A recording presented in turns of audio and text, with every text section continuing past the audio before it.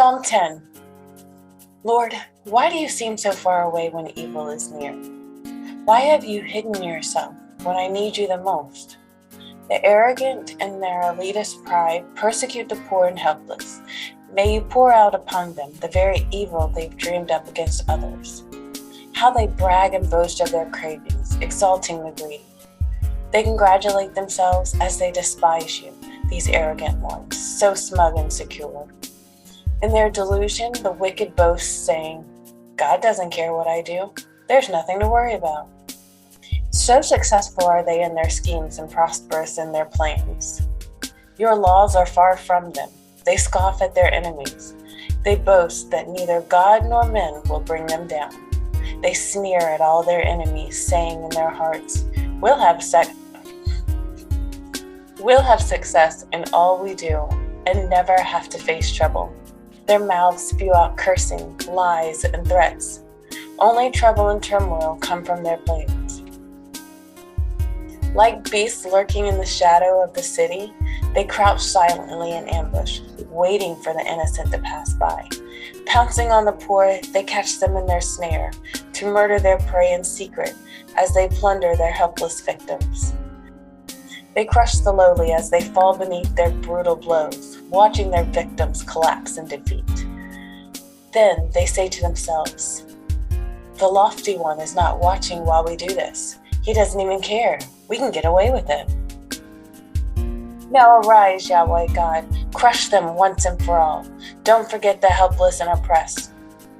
How dare the wicked think they'll reject God and escape judgment? They say to themselves, God won't hold me accountable. Lord, I know you see all that they're doing. Noting their each and every deed, you know the trouble and turmoil they've caused. Now punish them thoroughly for all that they've done. The poor and helpless ones trust in you, Lord, for you are famous for being the helper of the fatherless.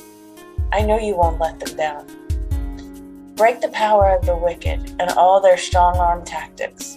Search them out and destroy them for the evil things they've done. You, Yahweh, are King forever and ever. All the nations will perish from your land. Yahweh, you have heard the desires of the humble and seen their hopes. You will hear their cries and encourage their hearts. The orphans and the oppressed will be terrified no longer, for you will bring them justice, and no earth dweller will trouble them again. Psalm 10 is an example of a brutally honest and earnest call for God to bring his justice to bear on the wicked. No punches are pulled here. As C.S. Lewis once said, reading Psalm 10 is like throwing open an oven door that is set to 500 degrees. You immediately get hit full in the face with the heat of the psalmist's fury. One of the things I like about the Psalms is that they're so honest. The writers had no qualms about questioning God and had little patience with powerful people who persecuted the poor. If we really want an intimate relationship with God, we'll talk about what is really in our hearts. We will tell him what we have done and not hide anything from him. So often, we try to put on a false face when we come to God, as if he doesn't know our hearts already. God knows that we cannot be perfect, but he wants us to have an honest relationship with him. Many Christians today are uncomfortable about praying with negative emotions. Rather, we pretend that we have all the answers to every issue, with no shred of doubt. We portray an unshakable faith in God and ourselves. Even when we feel like crying out for help or feel our situation isn't fair, we're too self-conscious to be completely honest. This prayer gives us a threefold process for dealing with our own questions and problems. First, declare your questions. Then describe your complaint. Sum it all up by deepening your commitment to God. This is very similar to the process Jeremiah went through in the book of Lamentations. He was filled with 5 questions, and he listed his grievances to God. When he got through, it's as if he forced himself to think about what is actually true. Here's what he wrote. I remember my affliction and my wandering, the bitterness and the gall. I well remember them, and my soul is downcast within me.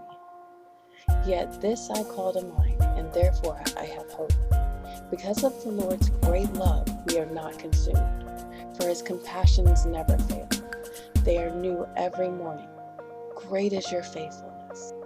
I say to myself, the Lord is my portion, therefore I will wait for him. Lamentations 3:19-24. Jeremiah was honest about his pain, but he was determined to deepen his commitment to God and trust in his faithfulness. Rather than worrying about saying the wrong thing, let's strip off our mask and chat openly with our Father in heaven about our situations and struggles. God's love for us is big enough, and his faithfulness is great. Let us seek him completely and truthfully.